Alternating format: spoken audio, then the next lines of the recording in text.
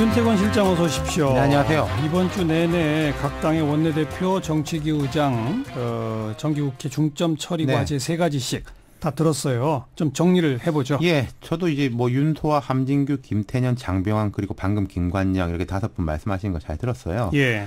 이번 정기국회 사실 매우 중요합니다. 물론 뭐 안 중요한 때가 어디 있겠습니까만 지금 문재인 정부 집권 2년 차잖아요.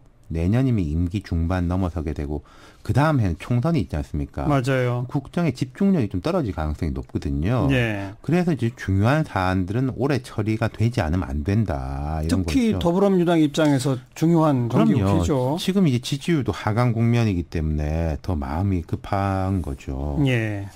뭐 조금 아까도 뭐 선거법 이런 얘기가 상당히 중요한 쟁점으로 떠오르긴 했습니다만 그래도 5개 당이 공통적으로 얘기한 건 경제예요.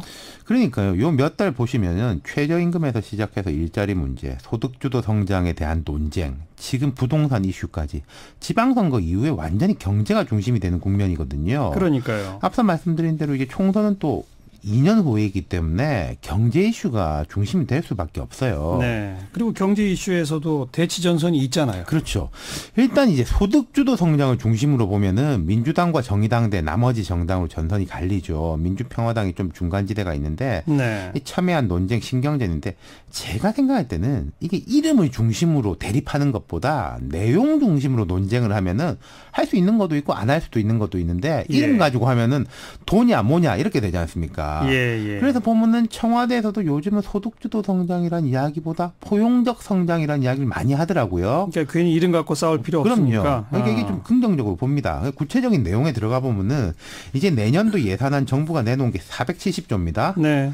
확장적 재정정책이죠. 뭐 야당들이 벼르고 있는데 정부가 확장적 재정정책을 써야 된다. 세금도 그간 많이 걷어가지고 남은 돈도 있다. 여기에는 이론의 여지가 없어요. 예. 돈을 뭐 어떻게 쓰느냐는 약간씩 다르지만 다들 동의한다는 거거든요. 그리고 장기적으로는 모르겠는데 뭐 당장 내년에 세금 올라가고 이런 것도 없거든요. 네. 물론 건강보험이나 국민연금 같은 사회보험에 대해서는 인상 이야기가 나오지만요. 그럼 뭐가 최대 쟁점이 될까요? 그러니까 이게 좀 좁혀지고 있는 것들이 보여요.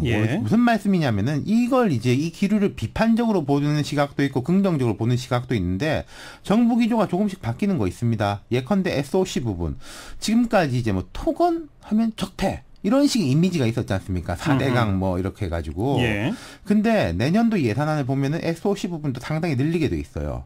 문재인 대통령이 토건 SOC에서 생활 SOC로 전환하겠다 이렇게 말을 했는데 어쨌든 SOC잖아요. 네. 도서관, 체육시설 등 생활 밀착시설을 많이 짓겠다는 건데 건설에 대한 투자를 늘리겠다. 건설이 다른 산업에 비해서 고용 창출 개수가 높은 면이 있고 일자리 창출과 연결되죠. 또 국회의원들은 자기 지역구에 이거 유치하려고 할 거 아닙니까? 그러니까요. 예. 야당이라고 해서 반대할 이유가 없다는 거죠. 일자리 예산도 뭐 잘 쓰냐 못 쓰냐 말은 많지만은 일자리 예산 줄이자는 쪽은 없습니다. 그리고 공공기관 채용 확대는 야당이 전통적으로 반대했지만 이건 지금 결정이 돼가지고 도로 줄일 수도 없는 거거든요. 이미 계획이 발표되고 준비하고 있는 사람들도 많고. 시험 준비하는 사람들도 있고. 예. 그런데 이제 쟁점들은 전통적 쟁점들은 있을 거예요. 전통적인 게 뭐예요? 자, 뭐 이제 지역에 이런 큰 거를 해야 되느냐. 자기 지역은 좋아하는데 다른 지역은 그거 뭐 돈 쓰는 거가 실효성이 있겠냐. 예컨대 지금 흑산도 공항 같은 게 그렇습니다. 흑산도에 관광용 공항, 소규모 공항을 짓겠다라는 건데 이게 뭐 이낙연 총리가 미는 거냐 아니냐. 이런 논쟁도 있고 이 문 대통령 공항이기도 한데 광주 전남 지역 그 나주 혁신도시 인근에 한전이 공대를 만들어라. 지금 지역 대학들도 뭐 정원 줄이고 있는 마당에 새 대학 짓겠냐 이런 것들. 뭐 세종시에 KTX 역사를 설치해야 된다. 이런 것도 있는 거죠. 게다가 이제 또 새롭게 던져진 공공기관 지방 이전 뭐 이런 것들도 쟁점이고요. 뭐 최저임금 근로시간 단축 탄력적으로 적용해야 한다 아니다 이거는 계속 되지 않을까요? 그렇죠. 그 논란은? 그 논쟁은 계속 되는데 일단 내년 최저임금은 정해졌지 않습니까? 그럼 이게 후내년 최저임금 정할 때가 되면은 논쟁이 강하게 붙겠지만은 이번 정기국회 때는 뭐 방식을 조금 바꿔보자, 뭐 노사 공익위원들의 이제 구성을 바꿔보자 이런 이야기는 나올 수 있겠지만은 최저임금 자체에 대해서는 뭐 줄일 수도 없는 거니까요. 그러면 윤태곤 실장의 분석과 시각대로라면 지금 각 당의 교섭단체 대표연설 등등에서도 뭐 소득주도 성장을 두고서 아주 첨예한 설전이 펼쳐졌는데 정작 내용으로 들어가면 별로 충돌이 없을 거다? 예산적으로 보면 그런데요. 정책이나 법안들은 쟁점이 되는 거가 있는 거죠. 예컨대 은산분리 여야 합의했는데 안 된지 않습니까? 예. 은산분리를 완화한다까지는 합의를 했는데 제한을 어디까지 두느냐. 뭐 네이버는 되느냐 안 되느냐. 기존의 재벌은 되느냐 안 되느냐. 그다음에 이제 비금융 자본의 지분율을 뭐 33%로 하느냐 24%로 하느냐. 여기에 대해서 여권 내부에서도 합의점이 잘 도출이 안 되고 있거든요. 예.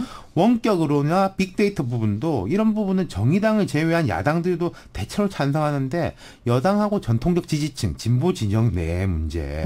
그리고 지금 보면은 이게 머리가 아픈 게 이 규제 완화 법안하고 상가임대차 보호법 같이 우리가 흔히 민생 법안이라 부른 것들이 한 묶음이 돼버렸단 말입니다. 이걸 왜 분리 안 하고 묶었는지 몰라요. 그러니까 이게 야당 설득을 하기 위해 가지고 뭐 그랬던 것 같은데 예. 이렇게 되면 이게 다 같이 되거나 다 같이 안 되거나 하하. 이럴 가능성이 있으니까 이런 부분은 첨예한 쟁점이 될 것 같아요. 또 부동산 문제는요.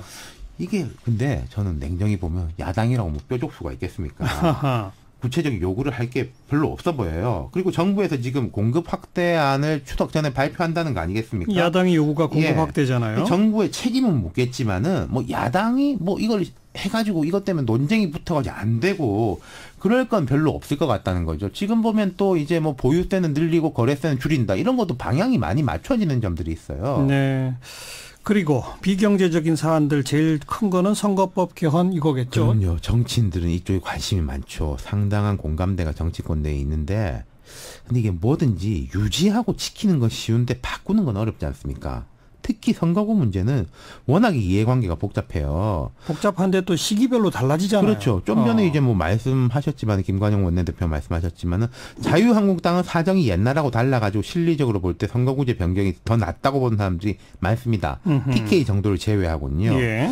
그런데 이제 또 민주당의 수도권 의원들이 조금 미온적이에요. 제가 이제 분위기를 보면은 네. 유리할 것 같다는 거죠. 이대로 가면은. 그리고 다들 비례성 강화를 이야기하는데 비례성 강화 쪽으로 가려면은 국회의원 늘리는 게 불가피한데. 지역구를 줄이기 어려우니까. 예. 이거 참 쉽지 않은 이야기죠. 그리고 지역구 줄이는 것도요. 지역구 줄이면은 대도시보다는 농촌에서 더 빨리 줄어들 가능성이 높거든요. 당연하죠. 인구 비례 때문에. 예. 그렇기 때문에 각 당들이 다 같이 욕먹자라고 합의를 하면은 가능할까 싶은데 현역 비현역 그리고 이제 지역별 이해관계가 너무 달라서 이건 당 차이를 넘어섭니다. 네. 그래서 지금 보면은 바른미래당하고 민주평화당, 정의당은 아주 적극적이고 상대적으로 자유한국당, 민주당이 소극적인 거죠. 네. 개헌은요? 패키지 아닌 패키지지 않습니까? 이것도. 개헌보다는 선거구제 개편이 쉬울 수 있는데 선거구제 개편 쪽에서 풀리면은 개헌도 동력을 받을 수 있을 것 같아요. 좀 아까 바른미래당 그렇게 얘기하더라고요. 예. 네. 그다음에 이제 판문점 선언 비준 이게 급한데 여당, 정의당, 민주평화당 찬성, 자유한국당 사실상 반대, 바른미래당은 뭐 김관영 대표 원내대표는 원칙적 찬성 이렇게 말씀하셨는데 제 생각에 9월 정상회담 전에는 쉽지 않을 것 같아요. 그냥 먼저 결의안부터 하자 이런 얘기 나왔잖아요. 예, 근데 결의안 하면 또 뭐 동의안은 뭐 어려운 거 아니냐 이런 건데 9월 정상회담에서 성과가 많이 나온다면은 판문점 선언에다 정상회담 합의사항까지 뭉쳐가지고 동의안 통과가 가능하지 않을까. 예. 정상회담이 기대에 못 미친다면은 판문점 선언도 어려워질 것 같은데 전 이거 자유한국당이 오히려 적극적으로 나가야 된다고 봅니다. 자유한국당이? 예, 왜요? 왜냐면요. 예. 비준 동의의 의미가 그냥 프리패스 해주고 도장 찍어주는 의미가 아니에요. 이게 법적 근거가 뭐냐면은 북한은 우리 헌법상 국가가 아닌데 돈 드는 합의를 했으니까 국회에서 동의를 받아야 된다는 거거든요. 맞아요. 그럼 판문점 선언 비준 절차를 밟게 되면은 앞으로 대북 경협에 돈이 얼마 들 거냐. 정부가 답변하시오. 계획서라도 내놓으시오. 이런 걸 할 수 있다는 거죠. 예, 그리고 예. 앞으로 남북 합의에다가도 이런 거 넣어라 저런 거 넣어라. 그래야 우리 동의해 줄 수 있다. 이럴 네. 수 있다는 거죠. 이렇게 조건부로 동의해 주는 것. 이게 좋겠네요. 네, 그렇죠. 수고하셨습니다. 감사합니다. 윤태권 실장이었어요.